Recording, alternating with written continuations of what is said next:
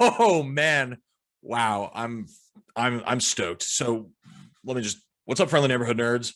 This is Judah Rad, Robo Strange. With our powers combined, we are I freaking love comics. We have one hell of a show for you guys and gals and NBs today.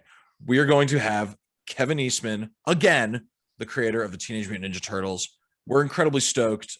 We get stoked every time we get to talk to Kevin because he's a cool guy and he created one of the most powerful and beloved and ubiquitous. I love being able to say that word, by the way. Rolls off the tongue well. Franchises in all of human history. So, without further ado, take a seat, pour a drink, and enjoy this interview.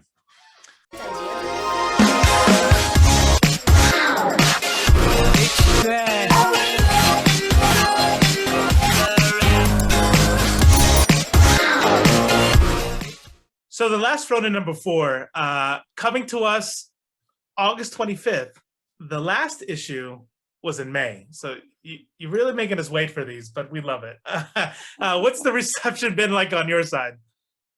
No, first and foremost, thanks for being so patient, because it's been an interesting adventure, only in that, when you set up the parameters, and as we discussed and negotiated with Nickelodeon, it's 5 issues, 40 pages each. They're bigger, and we had this pretty solid plan in place. We unfortunately, 5 months into the project, we lost Andy Kuhn as the artist, and we then kind of scrambled to put together a team that I really could help bring the vision, because I'm kind of like the director in that I'm, co-writing. Tom and I are writing it based on the original story Pete and I did, and then I'm doing all the layouts, all the storyboards, all the designs for everything, building the sets, if you will, and the costumes. So it was we were under the gun. We were late by the time we even started, and so and then it just became one of those perfectionist kind of things, is that once we got in and we were really enjoying it, and the story was crafted, it was written, there was a beginning, middle, and end. We knew what we wanted as a structure, but it was in sort of treatment form, what's going to happen in each issue. And for me, and this goes back to the very early days that working with Peter and I working together, is that we worked off a treatment, but I would do the layouts, and the layouts then dictate the expansion or the contraction or adjustments of the story. So it's been a lot more work than I planned and expected, and not regretting a minute. I'm not complaining about it. I just apologize profusely and thank everybody for waiting, because hopefully it will be worth the wait when 4 comes out, and then we got 1 more to go. So we'll be 160 pages in with 40 pages left for issue 5, but we want that out by Christmas. So yeah, people love it, and I love it. But thank you. It's weird to love something, but also be hurt by something so deeply. Like Yes. you've in issue. So spoilers, everybody. In issue 1, you made me watch Mikey just like reach the lowest possible depths, and he's a party dude. And then in issue 2, I had to like watch Raphael, my favorite turtle, die. And then issue 3, you took Leonardo and Casey Jones from us. Literally every issue hurts. Can we at least look forward to like maybe like a happy ending in the next 2 issues, please? Well, there'll definitely be a resolution, and it was one of those the things, because the spark and the seed of the idea really is based and firmly entrenched in the very first issue of the Turtles, and that they were through their discovery, mutation, and evolution, they were raised for revenge. They were raised to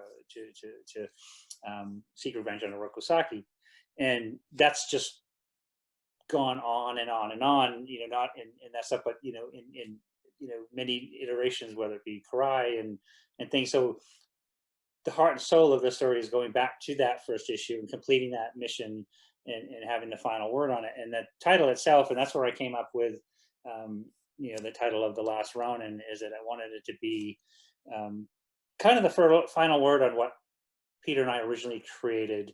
There will be a door open for possibilities if it makes sense, but the story's got to be kind of, I guess, Dark Knight-ish, if you will, that you want that, boom, here's a complete story and we'll see what happens from there. But yeah, it's painful to go through it, even for me, especially because these are my children, or our children, and certainly for Pete and I include Tom Walsh in that as well as a stepdad. But it's you want them to have meaning and weight and be of great importance. You want to see justice done for your characters and what they represent and what they've represented to me and all you fans out there, because it's critical. We don't want to. It's not doing it just to we're just going to kill everybody.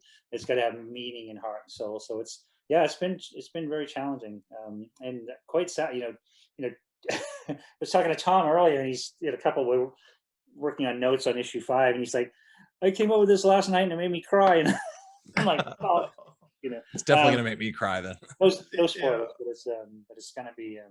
We hope it's coming out it's coming together the way it's better than I actually even dreamed it would, and it's. I do appreciate you guys being tolerant to the lateness of the issues. Yeah, no worries. I mean, I think we're pretty confident that there will be a good resolution. But maybe cheerful resolution is a little bit too much to expect. But maybe can we expect maybe like a Jenica appearance, maybe? Or are you just gonna like show us how she dies?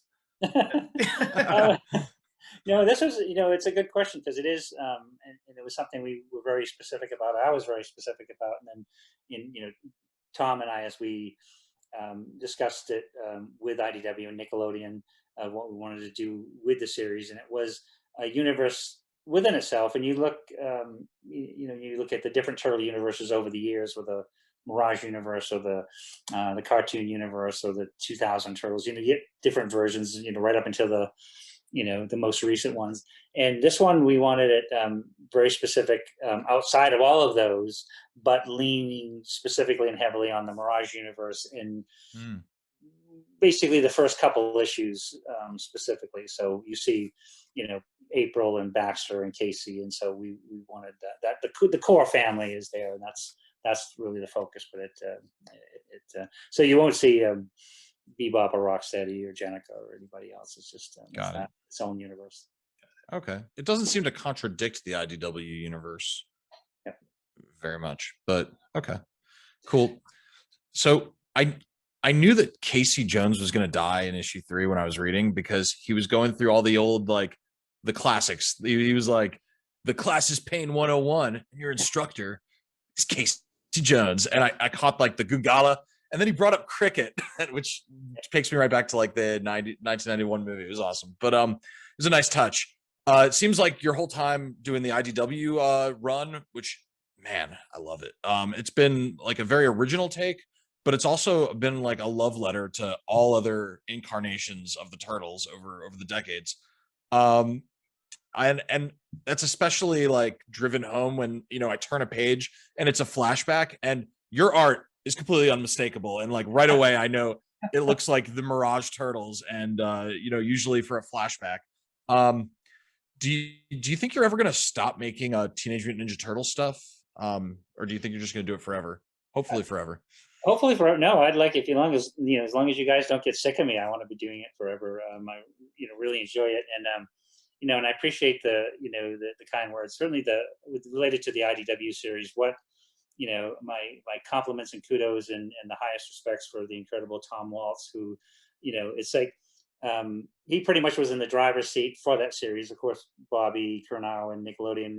We sort of were all in there, but Tom wrote all those 100 issues, and he's just such a fantastic guy. And he decided to ride shotgun for a while, so I'm in the driver's seat for Last Ronin. But it was a love poem back to all things turtles and all the different turtle universes, creating a foundation where we can take different characters in different universes, adapt them directly, or change them up or tweak them a little bit. It's just been fantastic, and the fact that we get to do 100 issues now, actually coming up on 120 issues. Sophie's killing it too. She's absolutely killing it. I think she's so fantastic.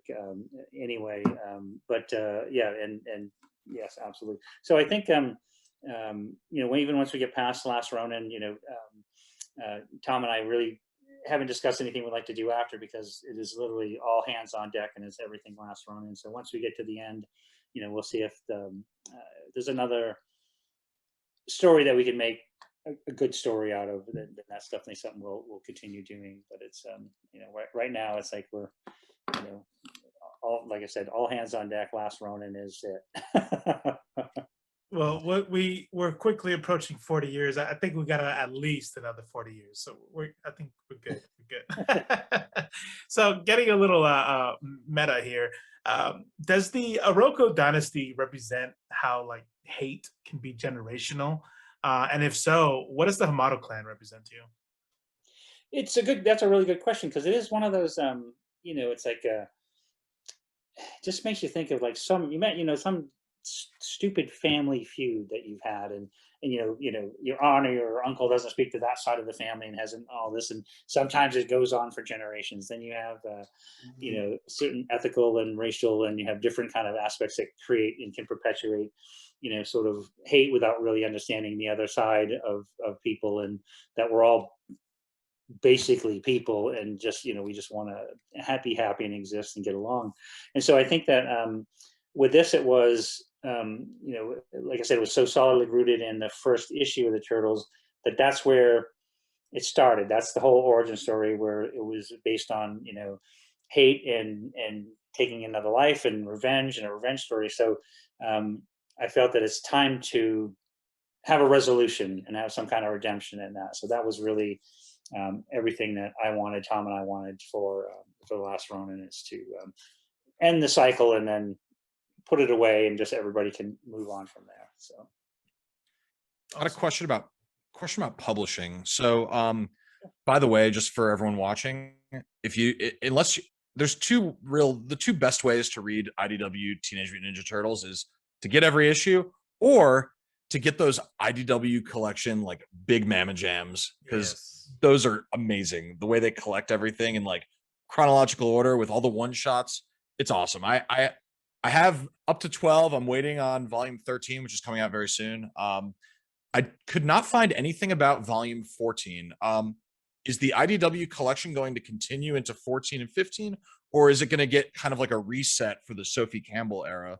How's that going to work? I hope they keep continuing, because I'm with you 100%. In fact, that that's one of the so many things that IDW has done so beautifully and wonderfully, is just whether it be collecting the original black and white comic books and those lovely hardcovers with and even more oversized than the original printings, and then taking the time to have Pete and I come in and do annotations and behind the scenes, and offer up another whole deeper look to the whole thing. But the actual IDW ongoing series collections, I think, are just so exquisitely beautiful, and I love that they include just whether it be a one shot or some of the different spin-offs and this and that, but it has a place in the continuity of that storyline. They keep it all in order, so you can read it in order like that. And as far as I know, there's no plans to stopping it, and I hope not, because I've got shelf space to fill with the rest of the volume. So, they look great on the shelf.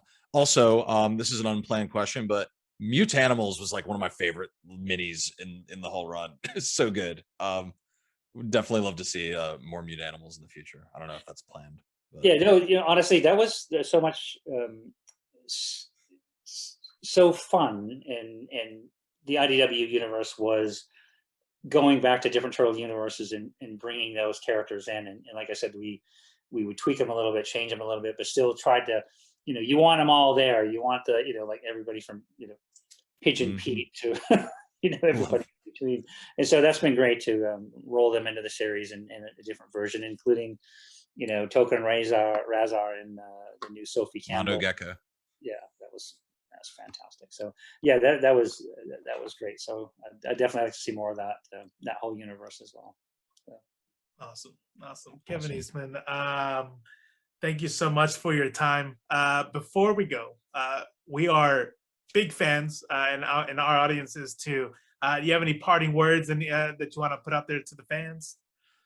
I just say, I always like to say that I have the best job in the universe because I have the best fans in the universe, and it's like I've drawn comics my whole life, and I get to because you guys are so awesome and you support all the things I do. So I really appreciate it, and I'm excited to share that Courtney and I we're gonna go back out on finally get back out on the road because 2022 safely and for all you guys and all us guys, so we get to see you live and in person again because that means a lot to us. And then so yeah, I just say if you want to find out what I'm doing and what's going on, go to KevinEastmanStudios.com and get the latest and the greatest and news and our schedule and stuff. So I thank you all. I thank the fans, and great talking to you guys today. Awesome. And that website is where you get that awesome hat and this dope ass shirt. Yeah. So, I know. all right. You take it easy, sir. Have a good one. Pleasure talking to you guys. You have a great night. If you want to hear interviews from industry pros, get first looks, and have access to endless comic content, wake up. Please wake up. You're in a coma. Your mother misses you.